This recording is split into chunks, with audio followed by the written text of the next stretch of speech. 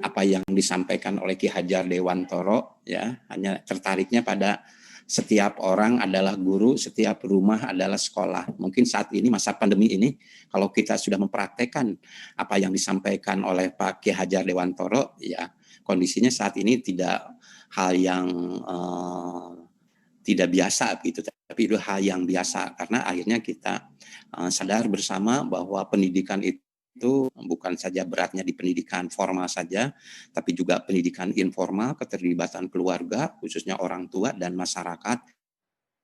Jadi tanggung jawab bahwa saat ini tentunya kurikulum apa yang paling pas pada saat ini, jawabannya adalah kurikulum keteladanan oleh setiap orang dewasa. Hanya sekedar itu. Nah, kaitannya dengan visi Jawa Barat tentunya kita maklumi bersama ya bahwa siapa sih yang tidak hafal ya para guru dan kita semua sebagai warga Jawa Barat bahwa visi Jawa Barat itu terwujudnya Jawa Barat juara lahir batin dengan inovasi dan kolaborasi. Nah, tentunya apa yang jadi misinya ya saya lebih suka menyebutkannya bahwa melalui peningkatan pelayanan publik yang inovatif akan melahirkan manusia Jawa Barat yang berbudaya dan berkualitas, bahagia dan produktif seperti itu. Nah, tagline-nya tentunya kita bicara juara ya. Nah, tentunya harapan kita menjadi juara bukan berarti akhirnya maknanya dalam setiap kompetisi juara, tapi bagaimana menempatkan diri pribadi kita sesuai dengan tanggung jawab dan fungsinya masing-masing begitu. Nah, ini kaitannya dengan Dikdik dalam konteks visi Jawa Barat ya tentunya kita hanya selewat saja melihat ya kaitannya dengan pokok permasalahan termasuk kaitannya dengan isu strategis ya. Guru dan tenaga kependidikan itu bagian yang menjadi isu strategis begitu. Walaupun posisinya di sini kondisi yang saat ini terjadi tentunya menyangkut kaitannya masih dari kesenjangan peserta didik dan pelaksanaan sekolah gratis ya.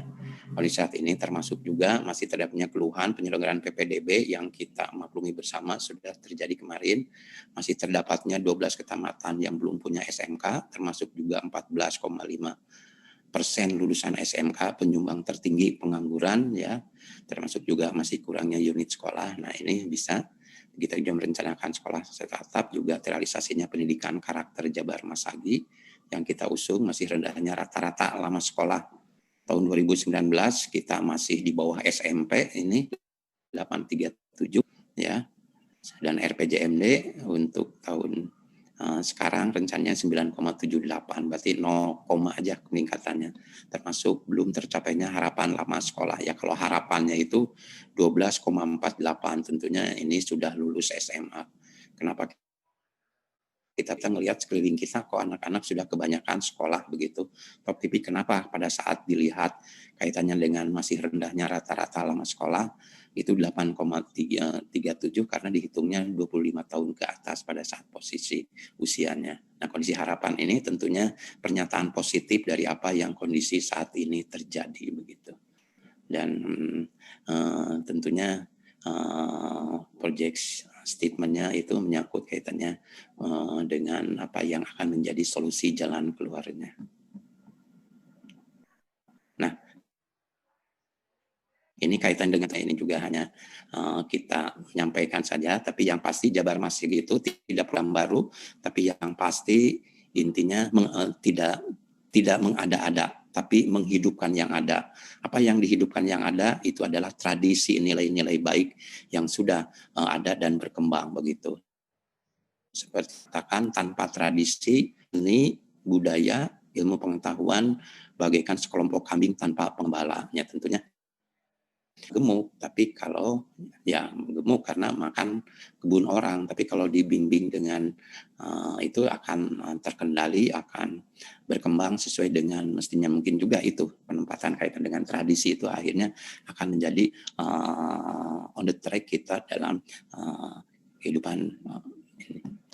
Nah, kaitannya dengan data sekolah guru ya, tentunya ini kondisi Oktober tahun 2019 ya, bahwa jumlah guru kita, jumlah sekolah kita itu banyak sekali. Jawa Barat itu terbanyak se-Indonesia ya, 4.981 per provinsinya.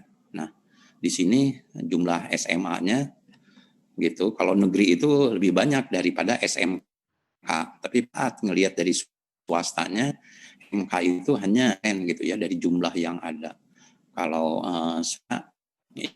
ya sekitar ini jadi 2 kali lipatnya. Tentunya posisi seperti ini akhirnya karena semangat SMK bisa jadi melonjak dilihat dari usia dari jumlah sekolahnya. Jadi 4.981 ini yang banyak.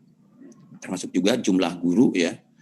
Jumlah guru kita itu 120.000, ini besar sekali ya. Dalam posisi negerinya itu ada 21.198, itu ada sekitar 2.000-an itu yang di DPK-kan. Yang non PNS-nya sekarang itu malah semakin meningkat, ini 19.000 begini ya, termasuk di gitu. Nah, tangan dan kita juga punya garapan khusus untuk provinsi, kan menggarapnya adalah menggarap kaitannya dengan sekolah SMA, SMK, dan SLB, begitu jumlah keseluruhannya tentunya sekitar 1.800.000-an begitu, 800 negeri, 1 jutanya oleh swasta. Nah ini kita terbagi ya kaitannya dengan wilayah-wilayah ya, wilayah-wilayahnya tentunya Provinsi Jawa Barat dalam hal ini Dinas Pendidikan itu ya, tentunya sekolah ya, satuan pendidikan ya. Kendalinya panjang ya, makanya kalau rentang kendalinya jauh itu rentan terhadap kendala, makanya dibentuk KCD. Nah KCD ini untuk 27 kabupaten ada 13 KCD. Fungsi dari KCD merupakan garda terdepan dari tangan kepala dinas dalam rangka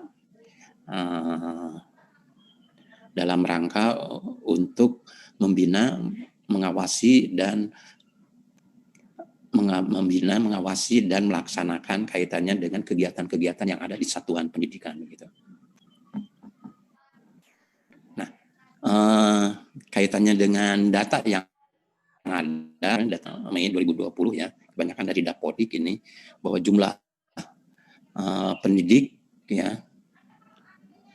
jumlah pendidik pada jenjang pendidikan khusus yang memiliki ijazah D4 sampai dengan S1 dan sertifikat pendidik. Jadi kalau untuk yang pendidikan khusus D4-nya hanya ada 2 orang, Jawa Barat, S1-nya 3.659.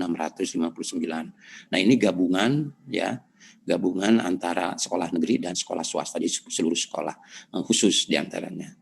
Jadi jumlah guru yang memiliki ijazah 3.661, jadi sudah berkualifikasi begitu. Tapi guru yang bersertifikat pendidiknya itu hanya ada 2.286 orang. Jadi Bapak dan Ibu yang saya hormati, bahwa sesuai dengan Undang-Undang Nomor 14 Tahun 2005, bahwa guru adalah tenaga pendidik profesional yang tugasnya adalah mendidik, mengajar, melatih, dan lain sebagainya. Tapi intinya, apa bukti fisik dari guru profesional? Itu adalah sertifikat pendidik. Dengan sertifikat pendidik, bahwa mereka itu adalah guru fungsional yang tentunya nilai bisa dinilai. Terus selanjutnya juga belum bersertifikat pendidik adalah 1.300. Guru belum berkualifikasi masih ada, ini 493. Tapi kayaknya ini di swasta ya, masih dimanfaatkan begitu. Nah jumlah guru khusus termasuk 4.154 begitu. Tapi pasti presentasi guru yang berkualifikasi 88,13% dari secara keseluruhan. Nah ini jumlah pendidik pada jenjang pendidikan menengah yang memiliki ijazah. Kalau pendidikan menengah berarti posisinya untuk SMA dan SMK begitu. Jadi D4-nya karena setara dan berkualifikasi 554 itu sudah memenuhi kualifikasi. S1-nya 76.116 orang. Jumlah guru yang memiliki ijazah ya, S1 76.000, guru yang bersertifikatnya pendidik itu sedikit, hanya ya di bawah setengahnya, itu 31.597 orang, yang belum itu 45.000 begitu. Dan guru belum berkualifikasi masih ada ini 12.000. 653 begitu. Nah, ini kenyataan yang ada ya seperti ini kalau melihat dari data.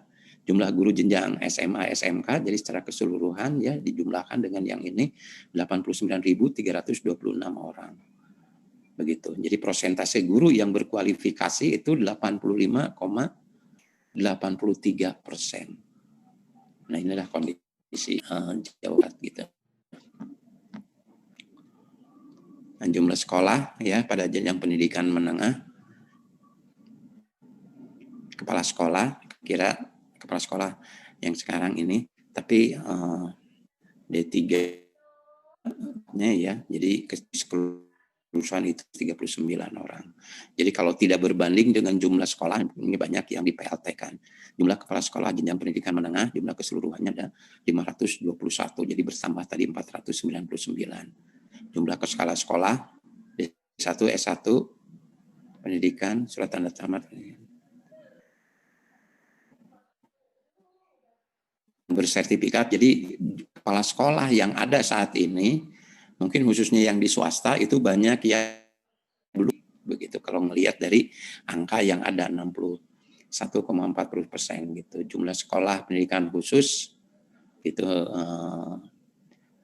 yang D1 D4-nya ya, yang nah untuk satu orang ya, untuk S1-nya 238. Jadi keseluruhannya itu sudah berkualifikasi, tapi yang belum itu jadi akhirnya 62% begitu untuk sekolah yang di SLB. Nah, kaitan dengan pengembangan guru dan tenaga pendidikan, tentunya ini merupakan satu sistem ya yang tidak bisa dipisahkan kompetensi. Tapi kondisi saat ini tentunya kita berperang dengan kondisi khususnya pandemi ya adalah awareness ya, jadi penyadaran dan new ya, jadi menjadi core untuk mencari, jadi merubah pola pikir, pola sikap dan pola tindak, mungkin ini bagian dari care-nya untuk bagaimana akhirnya kita jadi guru yang profesional seperti itu. Nah, ini hanya gambaran ya Bapak dan Ibu posisi yang kemarin pada saat April ya, pelaksanaan kegiatan penilaian angka kredit ya, usulan PAK-nya, penilaian angka kreditnya kita menerima ya totalnya itu dari yang periode April itu 893 totalnya, dan yang diterimanya itu ya 488. Jadi yang ditolaknya itu adalah 405 ya, jadi 45% yang ditolak. Nah, ini kalau dilihat dari cabang dinas ya, jadi cabang dinas yang tertinggi ya yang ditolaknya, termasuk juga yang lulusnya ya karena jumlah pesertanya lebih banyak, itu Cadisdik 7 ya. Cadisdik 7 itu siapa? Cadisdik 7 itu adalah Kota Bandung dan Cimahi ya. Cadisdik 10 itu Kota Cirebon, Kabupaten Cirebon, Kuningan, seperti itu. Nah, ini kalau dilihat dari yang ditolak dan diterima kaitannya dengan penilaian angka kreditnya. Nah, kondisinya ya bisa dilihat. Ini yang diterima, ditolak totalnya ya itu. Nah, selanjutnya jumlah usulannya gitu. Jadi keseluruhannya itu ada untuk usulan pengembangan diri ya, karena bukan pengembangan diri tidak melihat dari posisi orangnya, tapi satu orang itu berapa usulan dalam kaitannya dengan pengembangan diri itu berkasnya ya. Jadi yang diterimanya itu adalah 4.176 begitu untuk yang Juni ya, produk yang Juni. Itu juga untuk usulan publikasi ilmiah ya. Publikasi ilmiah itu satu orang tuh berapa publikasi ilmiah gitu ya. Jadi yang ditolaknya 1.923 gitu. Yang ditolaknya 1.200, yang diterimanya 1.923. Nah, tentunya lebih banyak yang ditolaknya ya dibandingkan dengan yang diterimanya. Nah, tentunya ini yang menjadi kondisi di mana bahwa karya tulis itu menjadi kendala utama dalam kaitannya dengan penilaian angka kenaikan pangkat guru gitu. Nah, dari jumlah yang ditolak ya, yang TT 405 ya. Nah, ini dilihat dari prosentasenya. Jadi yang kurangnya itu 338 orang ya, jadi 83% di antaranya. Juga angka kredit dirinya 33,1%, angka kredit publikasi ilmiah dan karya inovatifnya yang kurang itu 80,7%, termasuk juga jumlah PTK-nya yang kurang ya. Nah ini PTK yang kurang itu 25%. Jadi jumlah yang kurang dari keseluruhan 66,7, angka kredit yang lebih 0,2. Nah alasan-alasannya, nah tentunya ini yang menjadi alasan kenapa mereka tidak ditolak.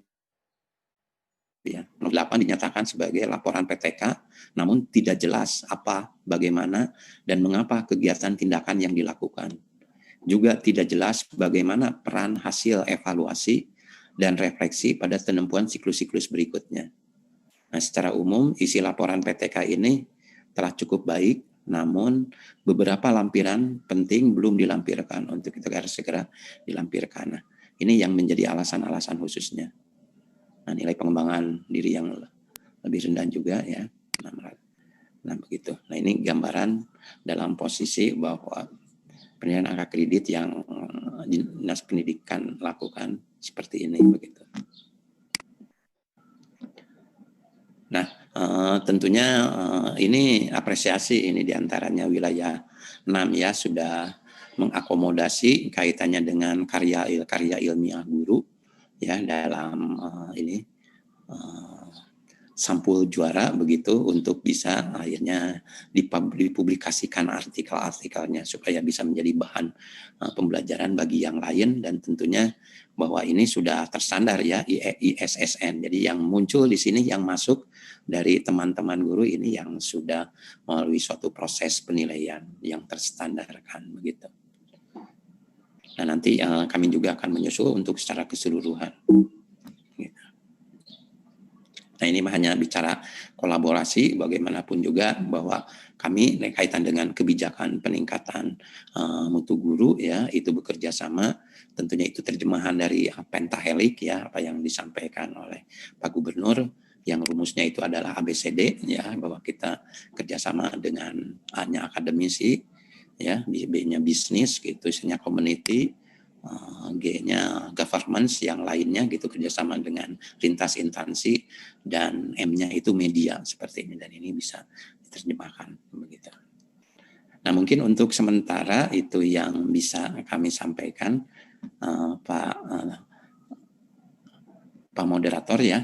Mengapa, kami kembalikan lagi, terima kasih. Mungkin kalau tidak ada pertanyaan. Assalamualaikum warahmatullahi wabarakatuh. Waalaikumsalam warahmatullahi wabarakatuh. Nuhun Pak Asep atas pemaparannya sangat detail dan menggambarkan kondisi faktual yang ada di lapangan. Ini mohon izin tidak dibuka forum pertanyaan dulu karena udah ada Wakil Rektor 4 ya, Warek 4, Pak Agus ya. Sebentar. Berarti saya udah itu ya, udah selesai ya?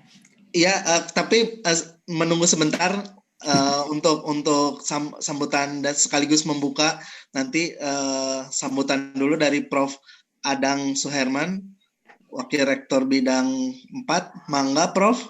Punten tadi teh agak lama ini. Mangga Pak. Bisa mohon. Mangga atas Kaguping. Pak Adang punten. Aduh, ya. Hapunten kasadayana panten ka Pak Disdik. Pak Gilang. Jadi bismillahirrahmanirrahim. Assalamualaikum warahmatullahi wabarakatuh. Waalaikumsalam. Yang saya hormati Ketua LPPM Prof. Ahmad, Prof. Din, yang saya hormati juga kawan-kawan semua yang hadir, yang dalam hal ini ikut kegiatan ini, yang saya hormati juga Bapak Asep Sohangan, Bapak dari Disdik ya, yang terhormat juga Pak Gilang sebagai moderator. Pertama-tama saya panjatkan puji dan syukur kehadirat Ilahi Robi karena masih bisa menghadiri kegiatan ini walaupun terlambat. Jadi mohon maaf ini saya terlambat karena ada dua hal yang dua kegiatan yang sama. Di sini juga saya sedang memberikan dengan Pak Samsu Yusuf ya, ada kegiatan di melalui Zoom juga. Tadi saya mencoba mepet-mepet tapi tetap telat gitu pada akhirnya gitu ya. Barangkali itu mohon maaf semuanya karena keterlambatan itu. Nah berikutnya memang saya kira ini adalah sebuah kegiatan yang bagus. Ini terkait dengan webinar PKM ya tentang PTK. Dan ini saya kira sebuah keterampilan, kompetensi yang harus dimiliki oleh para guru. Ini kan dari guru SMP, SMA, SMK gitu ya, guru-guru. Saya kira ini adalah kegiatan yang bagus dan mudah-mudahan ini menghasilkan apa yang diharapkannya. Nah, saya tidak akan berlama-lama karena kasihan sudah berjalan dari sejak sebelumnya. Jadi sesuai dengan permintaan dari Ketua LPPM dan juga Ketua Panitia bahwa pada kesempatan ini saya diharapkan bisa membuka, dan mohon maaf juga nanti kalau setelah membuka saya langsung pergi lagi karena di sana sedang ada kegiatan. Jadi untuk itu Ibu Bapak semuanya, mari kita secara bersama-sama membuka kegiatan PKM tentang PTK ini dengan mengucapkan basmalah bersama. Bismillahirrahmanirrahim. Demikian yang bisa saya lakukan. Billahi taufiq wal hidayah. Assalamualaikum warahmatullahi wabarakatuh. Waalaikumsalam warahmatullahi wabarakatuh. Nuhun Prof. Adang, Pak Asep, hatur nuhun, Bu Ida juga atas tadi pemaparan, Pak Asep atas keynote-nya. Dengan ini berarti acara resmi dibuka. Terima kasih untuk Prof. Adang, Pak Asep, sama Bu Ida. Kalau masih mau gabung dan berkenan dan tidak ada aktivitas, mangga. Tapi kalau mau pamit juga mangga, Bapak Ibu. Mohon izin pamit. Mangga. Hatur nuhun pisan, Bapak Ibu. Assalamualaikum warahmatullahi wabarakatuh. Pak Asep. Bu Ida, nuhun. Ya, Pak Asep, Prof. Nuhun, Bu Ida, nuhun. Pak Asep, nuhun. Kami. Nuhun, Pak Asep. Nuhun Izin live sami-sami. ya. Ya, mangga, Ibu. Ya, baik rekan-rekan semua, atas dibukanya acara ini, maka kita langsung saja, kebetulan sangat pas waktunya, di jadwal itu 9.45 akan dimulai langsung oleh Pak Yadi. Nanti kita langsung masuk ke sesi pertama sampai 10.45. Jadi nanti waktunya mungkin 30 menit saja cukup Pak Yadi, nanti biar ada tanya jawab begitu. Ya, mangga. Siap, punten izin Pak Yadi. Jadi mungkin sesinya 30 menit, kemudian ada tanya jawab 15 menit. Begitu, mangga Pak, bisa dimulai saja, waktu dan tempat saya persilahkan. Terima kasih. Mohon saya bisa nge-share sendiri ya PowerPoint-nya. Mangga Pak, atos. Bisa Pak, bisa. Udah. Baik. Terima kasih. Assalamualaikum warahmatullahi wabarakatuh. Waalaikumsalam warahmatullahi wabarakatuh. Selamat pagi, salam sejahtera untuk kita semua. Alhamdulillah pada pagi hari ini, hari Jumat ya, di awal bulan Oktober, kita bisa bertemu melalui Zoom. Alhamdulillah teman-teman dari para guru ini sudah gabung 216 orang dari berbagai sekolah ya, di beberapa kabupaten di Jawa Barat. Bapak Ibu sekalian, tadi saya jadi merenung ya ketika Pak Asep, mewakili Kepala Dinas Pendidikan Provinsi Jawa Barat, itu menyampaikan data tentang penilaian angka kredit guru dalam rangka kenaikan pangkat dan jabatan guru. Tadi ternyata setengahnya itu ditolak ya. Terus begitu diungkap data mengenai apa yang ditolak, itu ternyata ada unsur publikasi ilmiah. Terus publikasi ilmiah itu ternyata teman-teman guru umumnya melakukan penelitian dalam bentuk penelitian tindakan kelas, ditolak gitu ya, 50%. Memang Bapak Ibu sekalian ya, ini kebetulan saya sudah hampir 10 tahun menjadi tim penilai PET itu ya. Itu ketika menilai PTK itu memang amat memprihatinkan begitu ya. Kalau saya menilai PTK guru-guru dari Sabang sampai Merauke begitu, Provinsi Jawa Barat itu, guru-guru dari Provinsi Jawa Barat itu termasuk yang kurang semangat itu menilai PTK-nya begitu ya. Ya, dibandingkan dengan teman-teman guru yang dari Jawa Tengah, Jawa Timur begitu ya.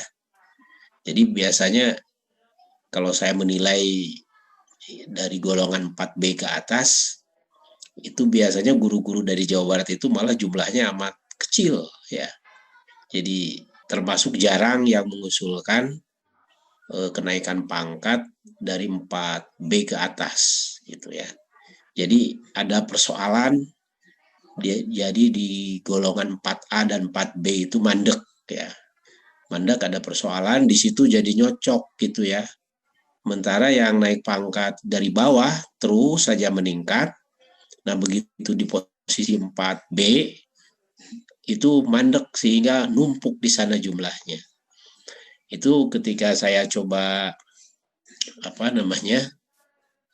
elaborasi, justru persoalannya itu ternyata yang paling banyak itu ada di sekitar pemenuhan angka kredit dalam bidang publikasi ilmiah begitu. Oleh karena itu saya akhirnya memang harus terjun ini ya, harus terjun menyampaikan kepada teman-teman guru yang seperti apakah PTK yang dikehendaki gitu ya, yang sesuai dengan kriteria gitu kan. Jadi kalau saya melihat pengalaman selama ini, sepertinya teman-teman guru itu tidak terlalu memahami ya apa yang harus dikerjakan di dalam PTK. Begitu. Jadi persoalan PTK itu bukan hanya persoalan isinya saja gitu, tapi juga persoalan dokumen-dokumen teknisnya begitu ya. Terus kemudian termasuk juga dokumen-dokumen penunjangnya. Ini sering yang kurang diketahui. Makanya saya akhirnya ini dengan Prof Din ya dan kawan-kawan, Bu Yulia, ya Prof Ahmad, itu sudah lama sebenarnya menyapa teman-teman guru untuk bisa ngobrol lah. Ini kebetulan UPI melalui LPPM itu memang punya semacam tanggung jawab ya untuk mencoba memecahkan masalah itu. Itu yang pengantar saya ya. Nah, jadi saya sekarang sebenarnya PTK yang dikehendaki itu PTK yang seperti apa, begitu ya. Nah, sebelum menyampaikan ini riwayat hidup saya, begitu ya. Mungkin dilihat sajalah, dipoto begitu. Ibu bapak sekalian, ini sebenarnya gambaran secara keseluruhan ya, angka kredit yang harus dimiliki oleh para guru gitu kan ketika akan mengusulkan pangkat dan golongan dan pangkat dan jabatan gitu ya, jabatan fungsional. Ini jabatan fungsional. Jadi ada 4 gitu kan. Pertama unsur pendidikan, ya, kedua ini kan saya pikir para guru sudah paham ini ya. Tapi saya ingin menyampaikan kerangkanya saja. Pertama kedua unsur pembelajaran. Kemudian yang ketiga pengembangan profesi guru pembelajar atau PPG. Kemudian yang kemudian. Nah, jadi kita lihat yang pengembangan profesi guru pembelajar itu dibagi 2 ya, dibagi 2. Satu pengembangan keprofesian berkelanjutan, ini yang disebut dengan PKB ya. Kemudian PKB sendiri itu dibagi 3.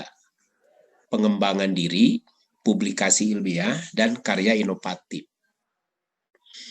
Nah, ini yang akan kita bicarakan itu salah satu bagian ya, yang amat dari unsur-unsur yang amat banyak itu salah satu bagiannya itu adalah publikasi ilmiah.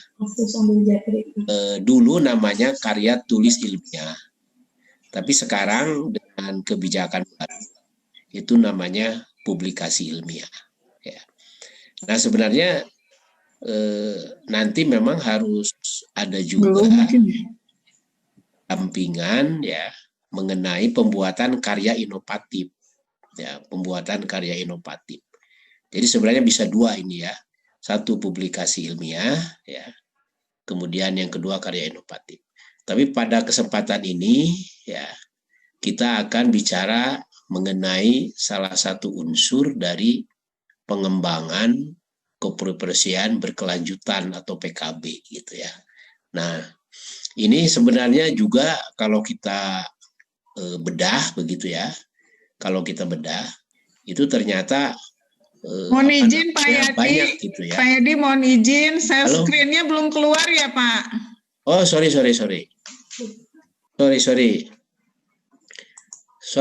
ya. Oh lupa ya. Sebentar. Oh oke.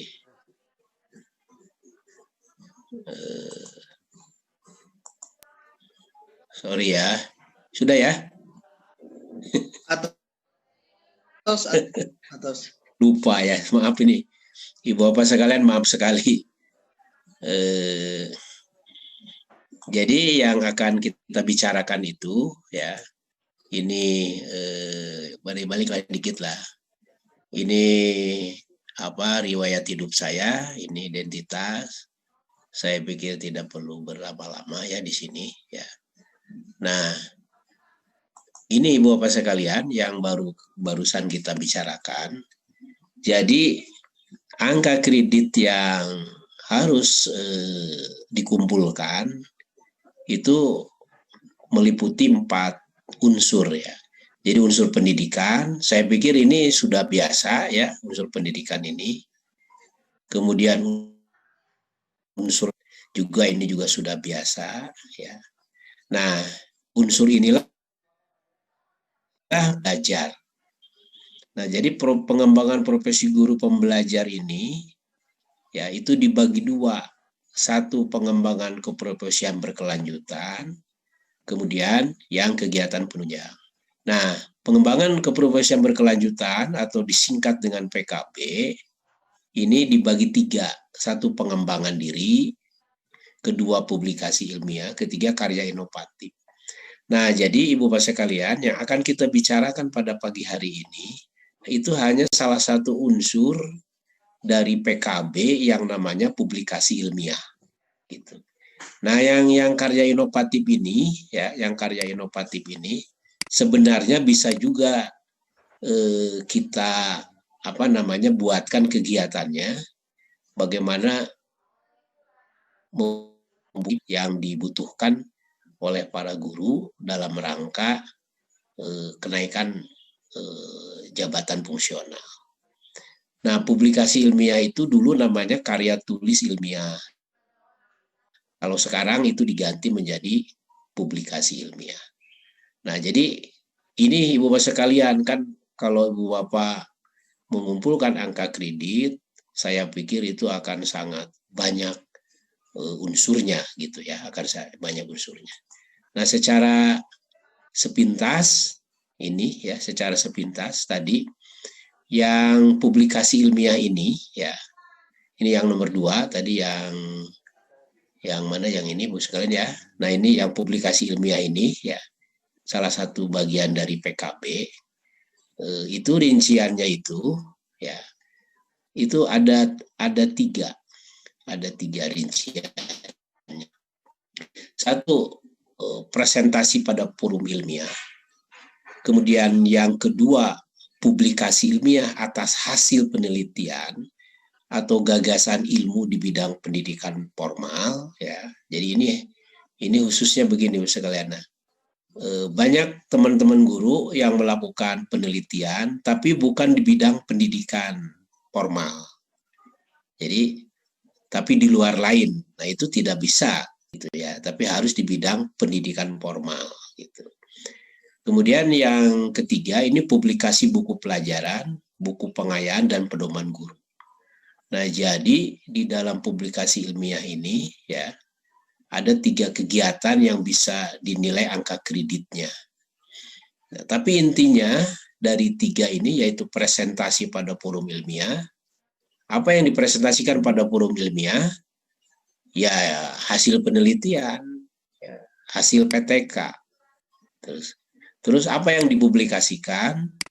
Yaitu hasil PTK. Ya, tadi Bu Ida menyampaikan lebih meningkat gitulah nilainya hasil PTK itu kalau dipublikasikan. Ya. Tapi penelitiannya sendiri itu sudah ada nilainya ya.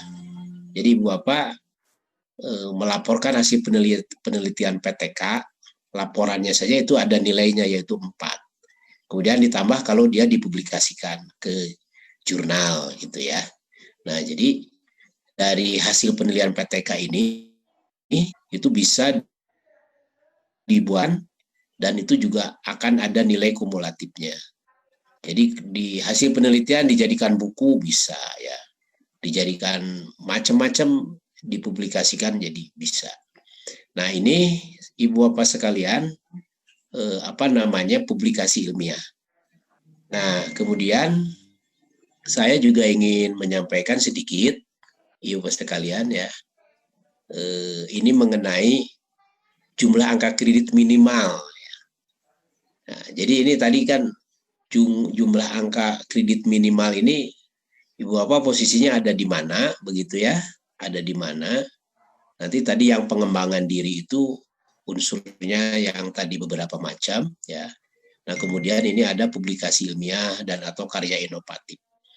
Nah, Ibu Bapak biasanya yang sudah senior ini ya lah mulai sajalah dari 4A ke 4B ya.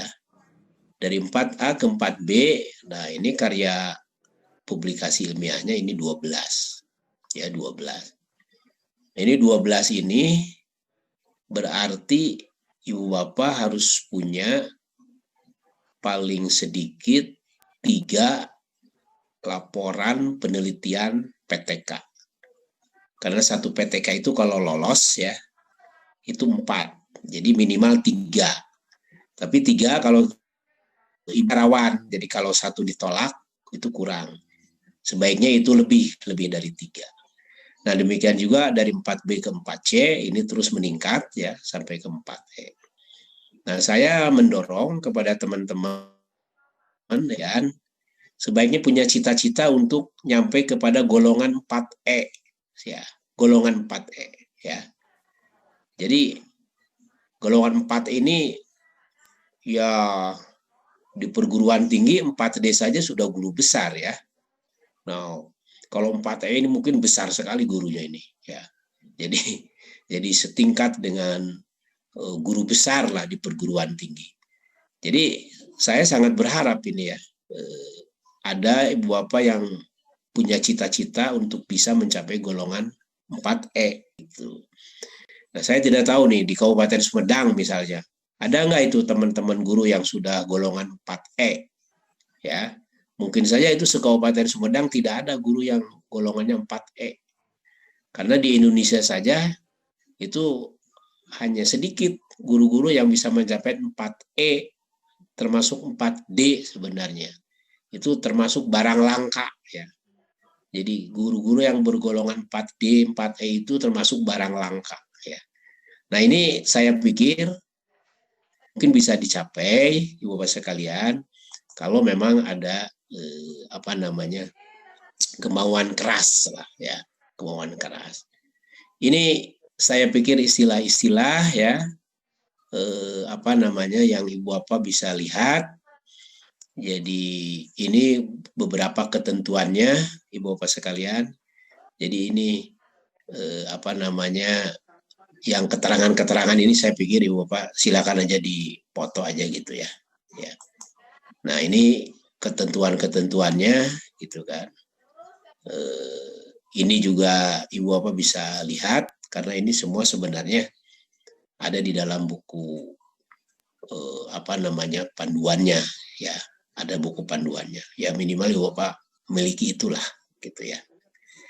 Nah, Ibu Bapak sekalian, sekarang kita lihat yang publikasi ilmiah ya. Publikasi ilmiah. Nah, publikasi ilmiah ini ya itu sebenarnya jenisnya banyak. Ya. Jadi bukan hanya PTK saja gitu ya. Bukan hanya PTK saja tapi jenisnya banyak ya. Apa itu ya Ibu Bapak sekalian ya, itu ada 10 ya, ada 10 publikasi ilmiah yang bisa Bapak Ibu pilih ya. Pertama, presentasi di forum ilmiah ya, ini ada kumulatifnya. Nah, kemudian hasil penelitian. Nah, ini hasil penelitian ini, Ibu Bapak sekalian, sebenarnya bisa bukan hanya PTK, tapi bisa penelitian.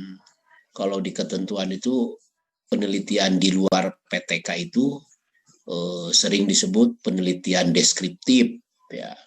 Terus penelitian korelasional, gitu ya. Penelitian eksperimen, begitu. Nah, terus penelitian tindakan kelas. Nah, jadi penelitian tindakan kelas itu salah satu jenis penelitian dari yang nomor 2 ini, gitu kan. Nah, sekarang kenapa teman-teman di sekolah melakukan penelitian untuk kenaikan pangkat jabatan itu memilih PTK? Nah, sebenarnya PTK itu kalau di dalam di dalam jenis penelitian, termasuk penelitian yang paling sederhana, tidak terlalu kompleks, tidak terlalu rumit, karena sangat praktis, gitu ya. Nah, jadi penelitian PTK itu termasuk penelitian yang paling sederhana dibandingkan dengan penelitian, jenis-jenis penelitian yang lain, yang eksperimen, yang deskriptif ya, yang korelasional gitu kan. Ya. Nah, kalau teman-teman di sekolah masih juga mengeluh tentang PTK, tentang penelitian PTK, di mana penelitian PTK itu termasuk penelitian yang sederhana, maka tidak ada lagi penelitian yang di bawah PTK sederhananya gitu. Toseep Ibu Bapak sekalian, PTK we hungkul ta. Nah, saya sangat yakin karena ini sederhana ya, maka siapapun bisa belajar dan melaksanakan PTK, apalagi kepada teman-teman Ibu Bapak di sekolah. Saya sangat yakin ya. Jadi saya sudah banyak membimbing macam-macam gitu ya, termasuk membimbing ibu-ibu yang senior gitu ya, yang sudah 1 tahun lagi mau pensiun, itu saya bisa itu. Bisa, Ibu Bapak pasti bisa. Ya, asal syaratnya ya Ibu dan Bapak pertama harus mau, kemudian kedua yang membimbingnya memang harus sabar gitu ya. Ya, tapi insya Allah lah kita memiliki kesabaran itu untuk mau mendorong teman-teman semua ya untuk bisa. Karena PTK ini kalau menurut saya seperti ketika kita belajar nyetir mobil. Belajar nyetir mobil itu bagi yang tidak bisa rumit, susah. Tapi setelah bisa mah pasti akan mobil apapun. Nah, jadi PTK ini menurut saya kalau sudah bisa, sekali bisa akan terus bisa. Ya. Nah, yang lainnya sebenarnya bisa saja Ibu Bapak memilih publikasi ilmiah itu bukan hanya penelitian saja gitu kan.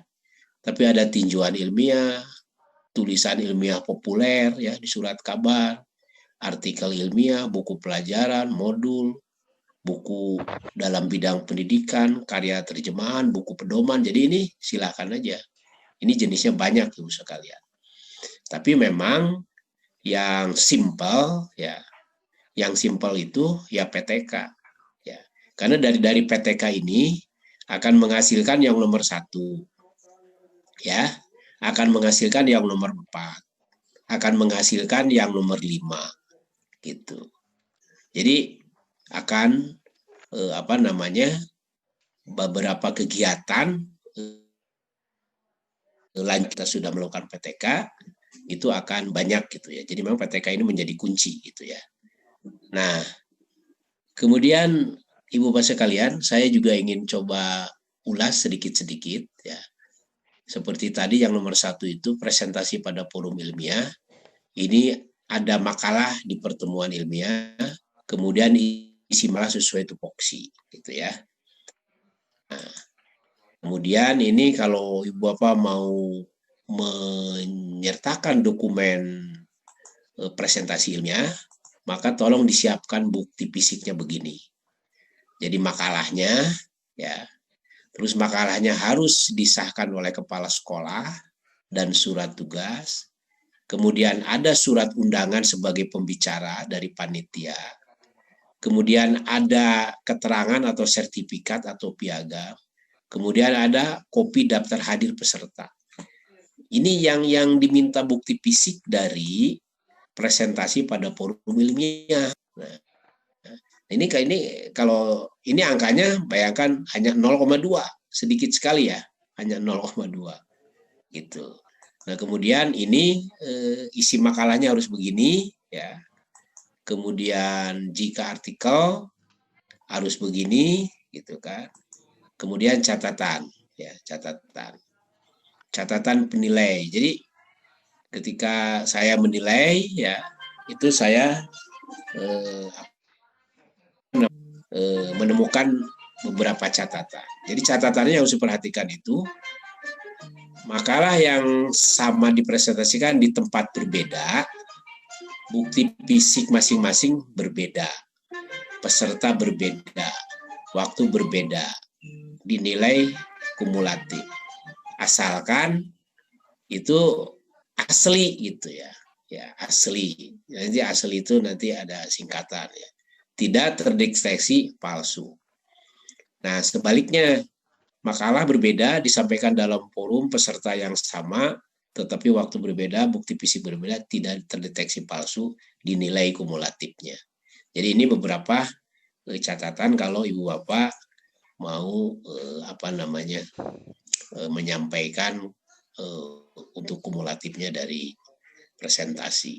Kemudian laporan hasil penelitian, ini mungkin yang akan kita lebih banyak kupas. Jadi laporan hasil penelitian yang umumnya PTK, ya, itu laporan hasil penelitian guru atau kepala sekolah. Jadi kalau kepala sekolah kan namanya PTS ya, kalau guru itu PTK. Kemudian harus di bidang pendidikan, dilaksanakan di sekolah, kemudian sesuai dengan tupoksi. Nah ini kalau tidak begini, ya Ibu Bapak sekalian, kalau tidak begini, maka ini akan ditolak Ibu sekalian. Jadi ini Profdin akan menyampaikan harusnya bagaimana ini kerangka isi laporan PTK ini. Nah ini sebenarnya sudah ditetapkan di dalam buku panduan ya, di buku 4 dan buku 5 namanya. Kalau Ibu Bapak akan bikin laporan PTK ya, maka harus memuat dari bagian awal ya, bagian isi segala macam. Nah, hanya saya Kalau bagian awal ya, bagian isi, ini biasanya suka terpenuhi ya, sudah sesuai. Tapi biasanya yang menjadi kelemahan itu di bagian penunjang. Ya, di bagian penunjang. Nah, bagian penunjang itu apa? Itu dari mulai daftar pustaka sampai lampiran-lampiran yang diperlukan. Ya, sampai lampiran-lampiran yang diperlukan. Ya. Nah, apa bukti fisik laporan yang diperlukan itu? Ya, ini pertama laporan penelitian disertai berita acara seminar. Nah, jadi Ibu Bapak sekalian, saya pikir kalau yang tidak tahu, ya, itu banyak teman-teman mengusulkan laporan penelitian PTK, tetapi PTK-nya belum diseminarkan, maka ini akan ditolak, ya, akan ditolak. Nah, kalau diseminarkan, ya, itu memang harus ada bukti dari kegiatan seminar itu. Apa buktinya? Tentang waktu, tempat, peserta, notulen seminar, dilengkapi dengan daftar hadir, peserta, foto, gitu kan. Nah, kemudian tempat seminarnya di mana, kemudian ada panitia seminarnya yang ditandatangani oleh kepala sekolah. Nah, ketika Ibu Bapak mau ikut seminar, itu ada ketentuannya ini ya. Jadi seminar PTK yang wajib itu pertama minimal harus diikuti oleh 15 guru yang berasal dari minimal 3 sekolah yang setingkat. Ya. Jadi ini sering hanya dilakukan oleh satu sekolah saja. Ya, ini kan minimal harus dari 3 sekolah yang setingkat. Jadi kalau Bapak SMA, ya undanglah 2 SMA lain. Ya. Tetangga 2 SMA, 2 SMP. Kemudian sekali seminar itu maksimal hanya 3 PTK.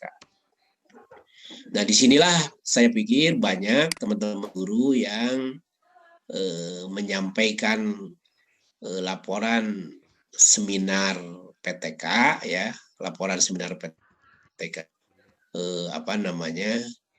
Tidak dilengkapi dokumen ini. Nah, ini sebenarnya kan amat teknis ya.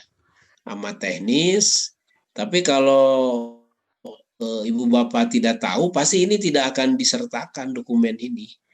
Pasti ini tidak ada satu aja dokumen ini kita sebut bahwa isi PTK-nya sudah oke, tapi dokumen-dokumen yang diperlukan kurang. Nah, pasti itu kan rekomendasi ditolaknya.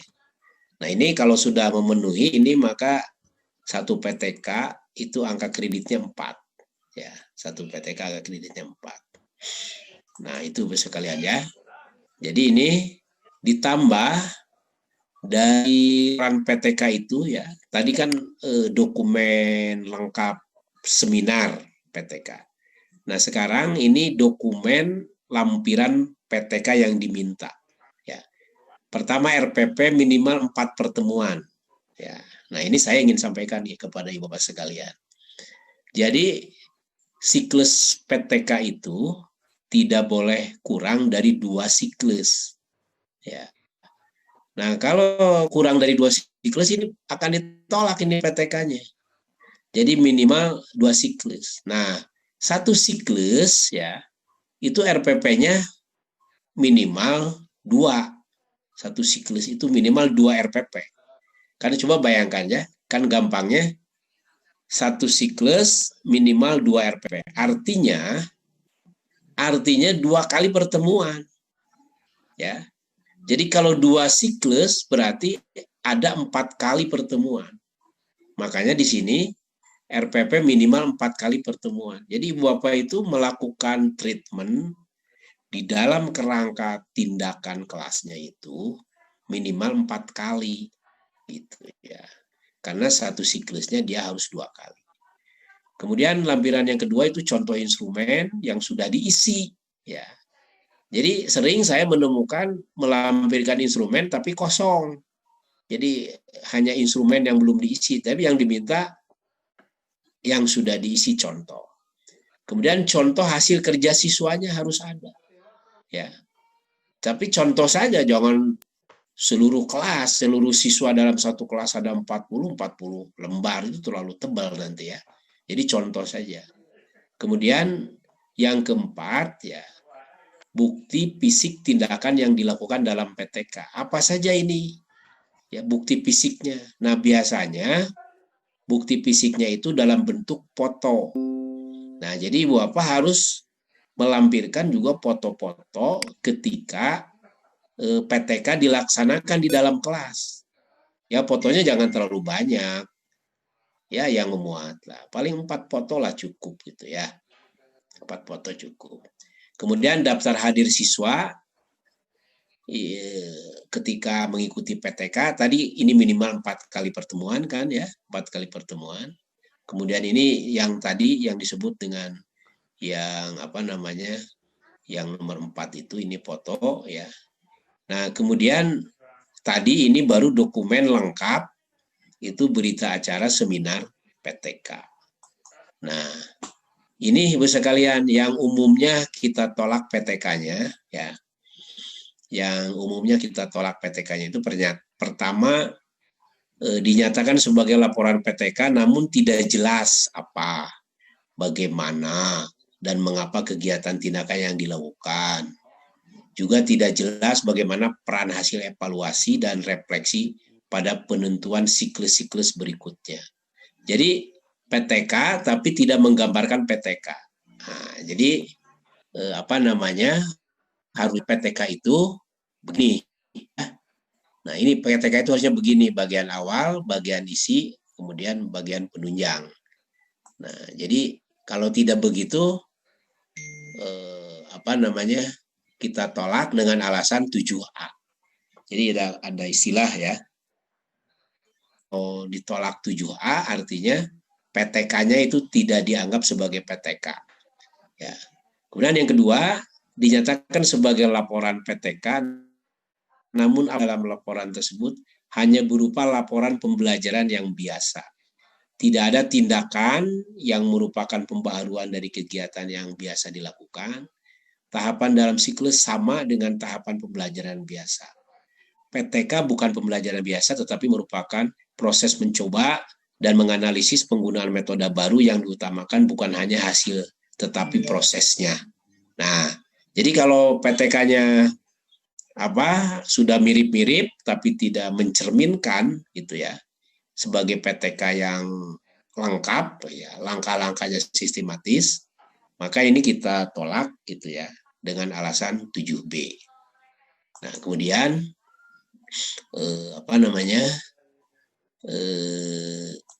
kemudian ini yang terakhir saya pikir ya, karena ini sudah lewat 5 menit. Publikasi ilmiah.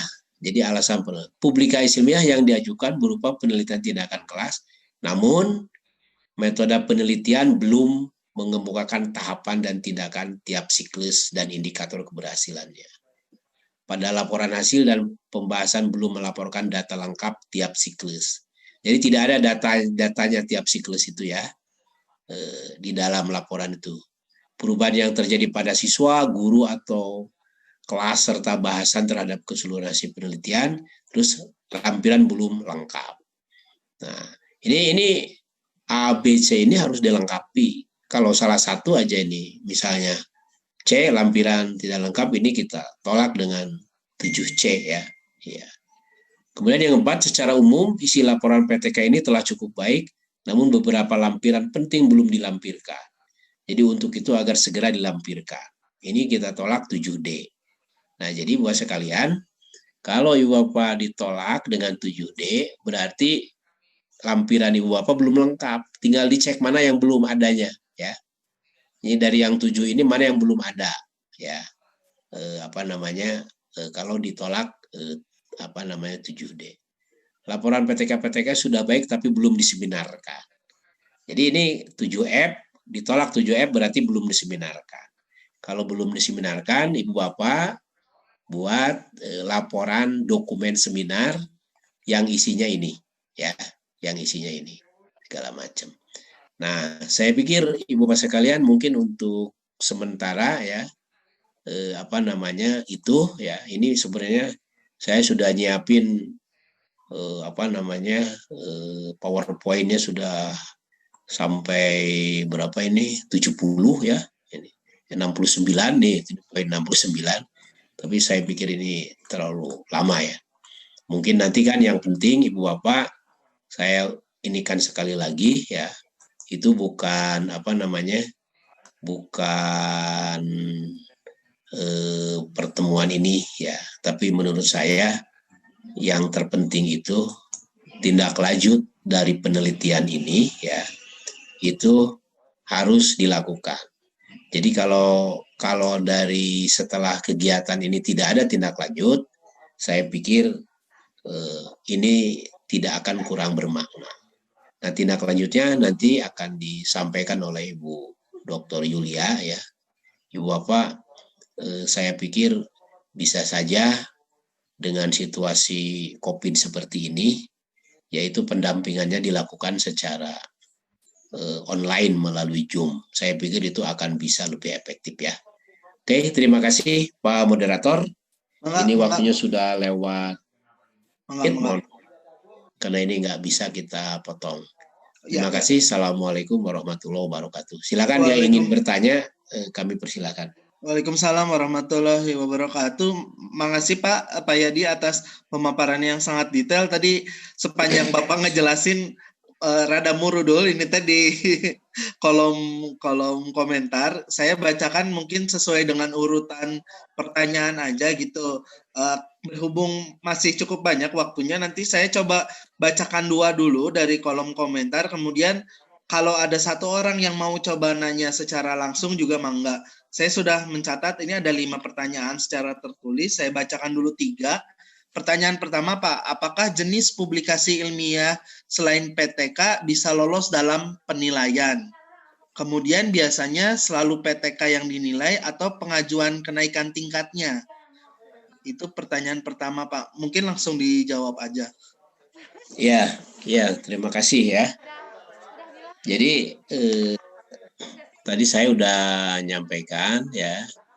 Jadi sebenarnya Ibu Bapak untuk memenuhi publikasi ilmiah ya, kumulatif publikasi ilmiah. Misalnya tadi Ibu Bapak ada yang naik dari 4A ke 4B, itu kan publikasi ilmiahnya minimal harus 14 ya, harus 14. Nah, itu bisa dipenuhi sebenarnya dari 10 ini, tinggal milih. Ya, tinggal milih. Tapi kalau Ibu Bapak milih yang nomor 2, hasil penelitian, hasil penelitian pun juga bisa milih. Bisa PTK dan bisa lain PTK. Tapi tadi saya sampaikan, kalau tidak memilih selain PTK, yaitu kelihatannya lebih rumit penelitian di luar PTK itu. Seperti penelitian eksperimen misalnya.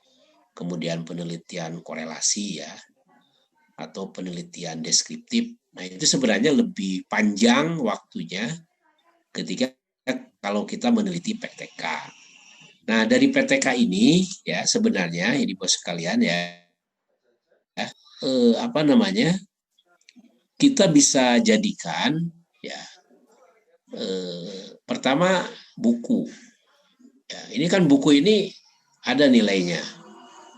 Kemudian bisa juga dari PTK itu kita buatkan artikel ilmiah yang dipublikasikan di jurnal. Nah, jurnalnya saja juga ada tingkat nasional terakreditasi, tingkat provinsi, tingkat kabupaten kota, gitu kan? Atau misalnya yang ya inilah jurnal, kalau jurnal ini ya minimal di tingkat kabupaten kota. Tapi jurnal ini sebenarnya bisa saja Ibu Bapak sekalian, Ibu Bapak terbitkan di majalah gitu ya. Misalnya majalah Dinas Pendidikan gitu ya. Majalah Dinas Pendidikan kabupaten kota segala macam. Itu bisa ya, bisa. Nah, jadi dari laporan penelitian ini dapat dibuat beberapa jenis lagi yang nanti juga akan nilai kumulatifnya.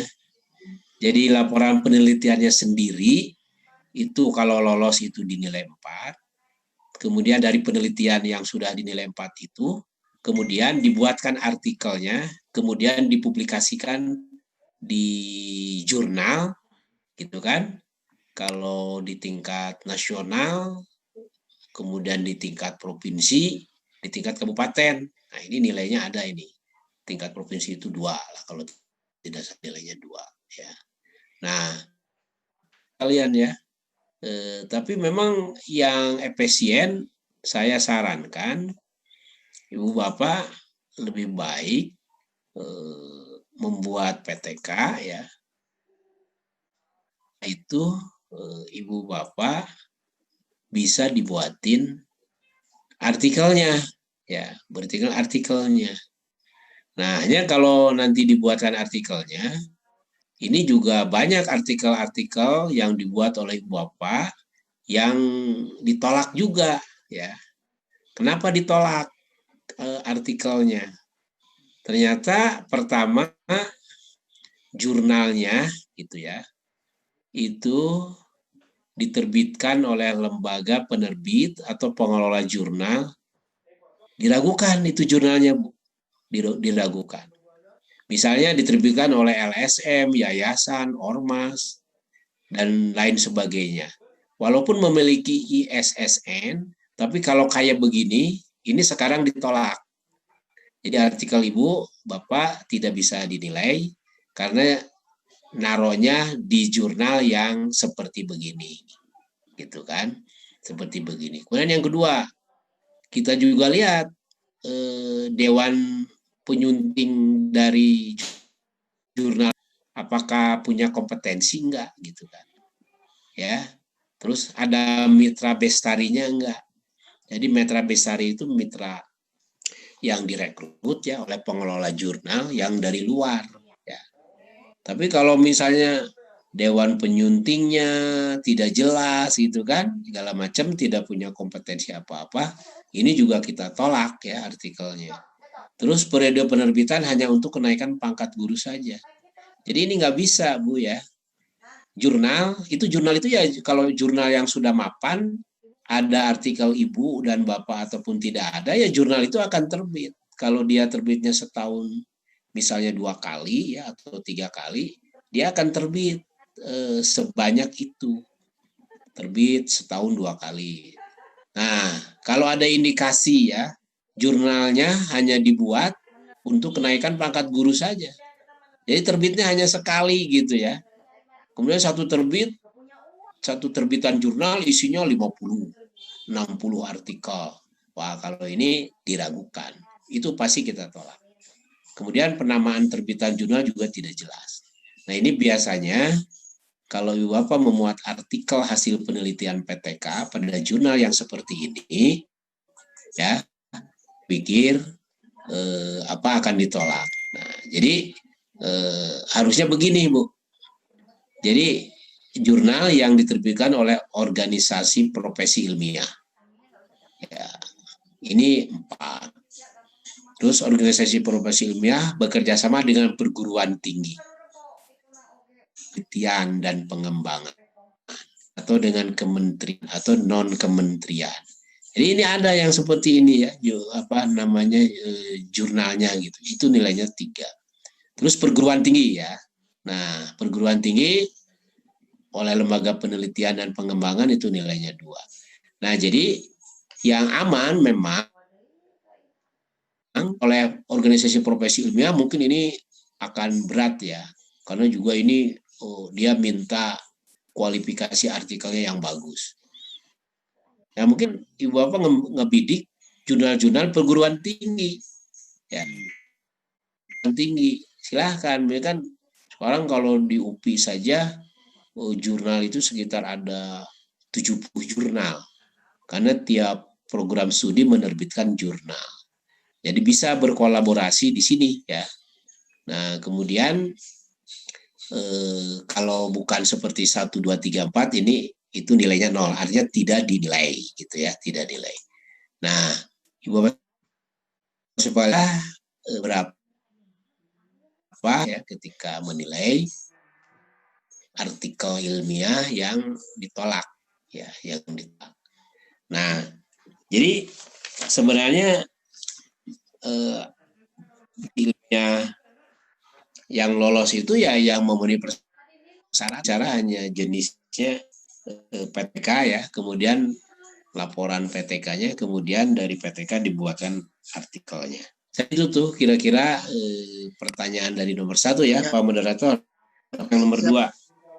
Ini jadi banyak banget Pak. Saya pilihin aja. Kalau tadi kan Pak Yadi, masa pandemik ini sebetulnya boleh ya Pak mengadakan conference secara online begitu? Kalau dalam kondisi seperti ini ada pertanyaan, boleh nggak kalau masa pandemik nanti videonya via undangan dokumennya secara virtual, boleh atau tidak gitu untuk konteks PTK ini? Ya, nah jadi ini menarik ya. Jadi misalnya Ibu sekarang udah buat PTK, laporan PTK lengkap, tapi PTK-nya belum diseminarkan. Nah, pada masa pandemi sekarang, apakah boleh nggak seminar melalui Zoom? Nah ini kan sekarang angkat ya persoalan ini kan nasional yang lebih luas gitu ya. Nah, apakah yang dikerjakan melalui Zoom ini diakui atau tidak? Nah, Ibu Bapak sekalian, sekarang misalnya kuliah sekarang harus pakai Zoom ya. Harus online, itu diakui ya. Kemudian rapat-rapat dinas melalui Zoom diakui gitu kan. Nah, kemudian kegiatan formal lainnya yang melalui Zoom itu ya, dari mulai tingkat daerah sampai kepada pusat, bahkan internasional. Kemarin Pak Jokowi sidang PBB juga melalui online, itu diakui. Saya sebenarnya ini belum ada aturannya Bu ya, Bu Bapak sekalian, belum ada aturannya. Tapi kalau berdasarkan yang tadi saya maka seminar PTK juga harusnya diakui melalui Zoom. Ya. Sekarang di perguruan tinggi webinar ya, konferen dilakukan juga melalui Zoom dan itu diakui ya. Makanya saya ini harusnya diakui seminar PTK melalui Zoom ya. Asal bukti-bukti yang tadi itu bisa disertakan gitu kan. Jadi tadi kalau Ibu Bapak mau melakukan seminar ya, kalau Bapak mau melakukan, maka Ibu Bapak harus melampirkan bukti-bukti seminar ya, bukti-bukti seminar. Nah kan bukti seminar itu tadi sudah saya sampaikan, mana nih supaya langsung ya. Bukti seminar itu, di sini di bawah ya. Ya pertama Ibu Bapak harus menyampaikan misalnya undangan ya. Nanti undangannya itu kan bisa lewat online juga kan? Bisa lewat online juga.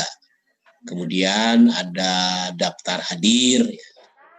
Kalau daftar hadir di sini kan, ini moderator bisa kan bukti daftar hadir Zoom ini kan?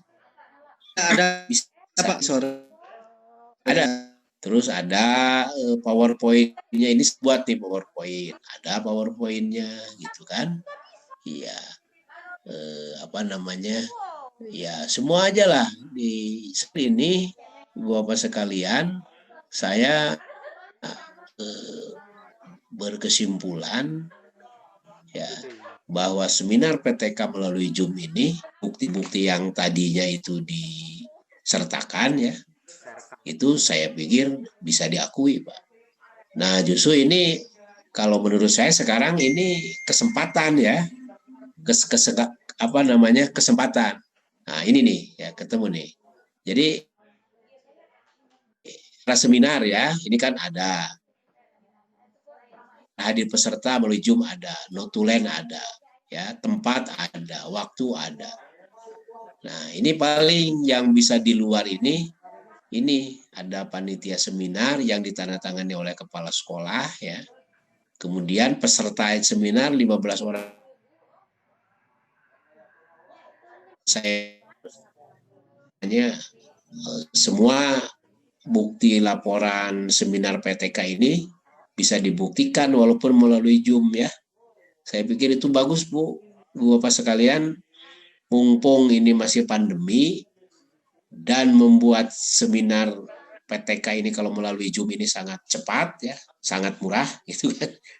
Maka ini sangat mungkin Bapak melakukan laporan PTK. Nah, ini hal baru, nanti saya juga akan coba sampaikan ya kepada pusat gitu ya. Kepada pusat. Nah, ini pandemi ini bertahan dari Ibu Bapak seperti itu. Tapi saya yakin nampaknya bisa Bu ya melalui Zoom ini ya. Terima kasih. Yuk. Baik, terima kasih Pak Yadi. Ini sepertinya makin waktu tidak bisa mengakomodir. Saya bacakan 2 yang menurut saya paling menarik mungkin ya Pak ya.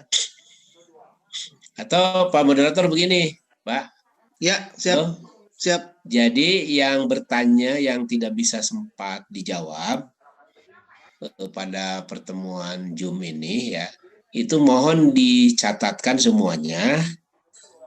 Nanti akan kita jawab itu nanti apakah teman-teman misalnya ya yang berminat setelah acara ini, yang berminat untuk terus melakukan pendampingan dengan kami ya, itu dibuatkan grup WA-nya sehingga nanti bisa pertanyaan-pertanyaan tadi itu dibahas di pada waktu ya pendampingan. Bagi yang belum terjawab ya, karena waktu. Ya, silakan mungkin satu lagi lah. Ini satu pertanyaan lagi Pak. Tapi anaknya 3. Saya bacain semua aja deh karena menarik nih. Apakah dalam pembuatan PTK harus dilampirkan mengenai proposal PTK-nya? Kemudian jika PTK dibentuk oleh tim, menurut Bapak, 1 siklus minimal 2 RPP, apakah dalam proses tindakannya boleh loncat ke KD atau berbeda KD?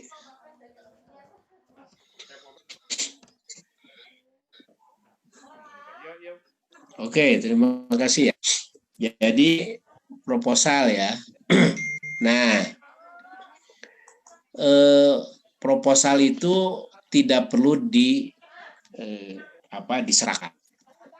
Jadi lampiran proposal tidak diminta, ya. Laporan proposal tidak diminta, ya. Yang diminta ini saja nih yang saya tayangkan ya. Jadi ada 7 nih yang harus ada ya, yang harus ada 7 proposal. Kemudian kalau Anda misalnya melakukan PTK-nya itu lebih dari 1 orang, maka ketentuannya begini. Ya, ketentuannya begini. Jadi kalau 2 orang 60%, 40%. Gitu ya. Nah, jadi Anda melakukan PTK-nya 2 orang.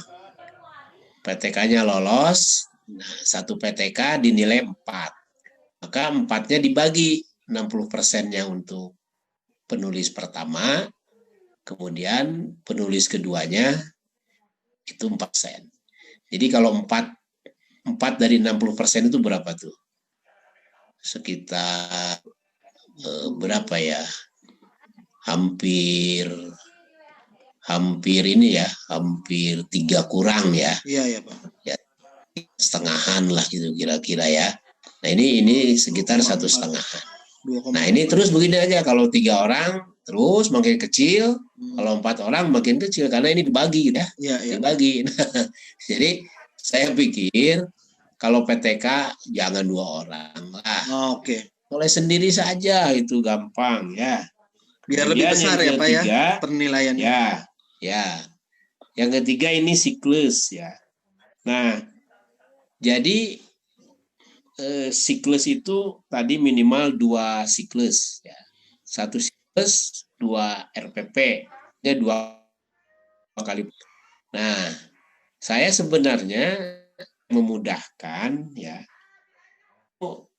baiknya beda KD ya, bukan harus sama KD-nya ya, harus sama.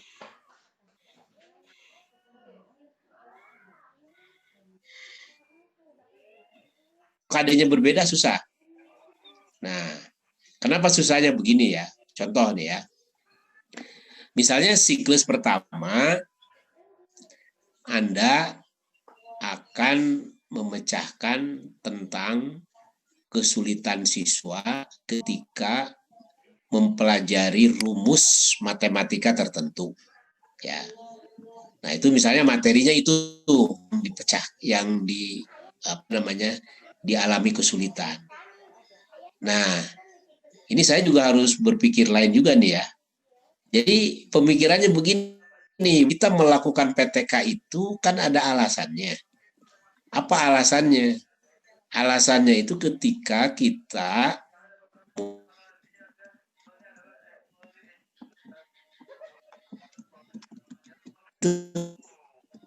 belajar yang dialami oleh para siswa itu.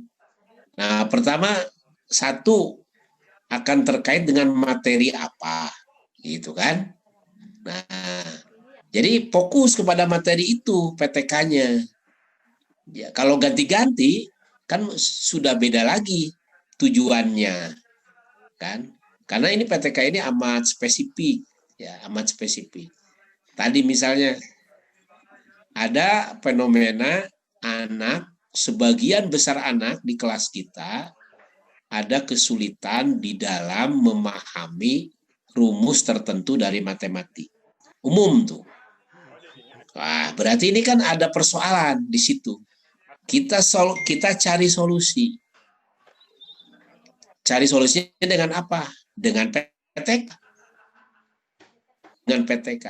Nah, makanya siklus pertama kita akan pakai metode tertentu. Karena ternyata kalau pakai metode ceramah saja, anak siswa itu tidak paham-paham. Nah, kita ganti dengan metode demonstrasi dengan menggunakan sejumlah media pembelajaran. Ya, dengan itu. Nah, jadi kita udah punya hipotesa dari penelitian PTK itu. Karena PTK itu dibuat berdasarkan ada masalah di dalam pembelajaran yang dialami oleh siswa. Nah, kalau materinya berbeda-beda tiap siklus kan sulit. Ya. Sulit di dalam menganalisis dan menarik kesimpulannya nanti. Ya. Karena karakteristik materi itu akan sangat menentukan terhadap metode apa yang digunakan, termasuk media pembelajaran apa yang digunakan. Ya, jadi spesifik aja. Makanya saya menyarankan sebaiknya materi untuk 2 siklus itu. Materi-materi yang biasanya sulit ya dipelajari oleh siswa. Atau misalnya materi-materi mana yang biasanya siswa itu cepat bosan, tidak menarik. Gitu. Anda belajar, kita mengajar di siang hari, metodenya ceramah, anaknya baru beres olahraga, ya pasti pada ngantuk semua tuh. Nah, coba pada situasi seperti itu, ada problem seperti itu, coba cari solusinya. Pasti dengan PTK kan? Coba kita dengan PTK. Ubah metode belajarnya, jangan ceramah. Apalagi kalau ceramahnya tangan kosong, tanpa media. Wah sudah, ya berat gitu ya. Nah jadi saya sangat berharap inilah yang tadi oleh Probud, profesional itu salah satunya guru yang selalu memahami problem di dalam kelasnya, gitu kan? Semua problem yang ada dalam kelasnya itu guru profesional akan paham, makanya bisa dicari solusinya. PTK ini alat bantu untuk cari solusi ya. Nah, seperti itu ya. Pak Moderator, saya ya. Siap. Jadi hatur nuhun sangat detail. Kemudian nanti mohon bersabar teman-teman mengikuti sesi ini karena banyak yang pengen langsung slide-nya, tapi biar jadi prasyarat juga mengikuti sampai sore, mohon izin nanti setelah isi daftar presensinya, kemudian nanti kami panitia akan memberikan begitu secara lengkap semua presentasi dari keynote di awal tadi. Atur nuhun Pak Yadi atas pemaparannya yang luar biasa. Berhubung juga waktunya sudah masuk ke 10.45, kami mohon untuk selesaikan dulu di sesi pertama ini, kemudian nanti teman-teman semua mohon untuk berkumpul kembali pada pukul 1 siang nanti, kemudian nanti juga dari panitia akan mengingatkan di WA grup masing-masing begitu. Atur nuhun Pak Yadi untuk kesempatannya. Mangga. Nanti selepas Jumatan kita akan bertemu dengan sesi berikutnya, yaitu pemaparan dari Prof. Din tentang konsep karya tulis ilmiah, kemudian dilanjut oleh Bu Yulia pemaparan rencana tindak lanjutnya. Jadi ini nggak cuma sekedar materi teori, namun juga prakteknya akan dibahas gitu secara teknis. Begitu teman-teman, terima kasih atas atensinya Prof. Din, Bu Yulia, Pak Yadi semua, Prof. Ahmad juga terima kasih atas kehadirannya. Saya tutup sesi pertama ini, sampai jumpa di sesi kedua nanti pukul 1. Terima kasih, mohon maaf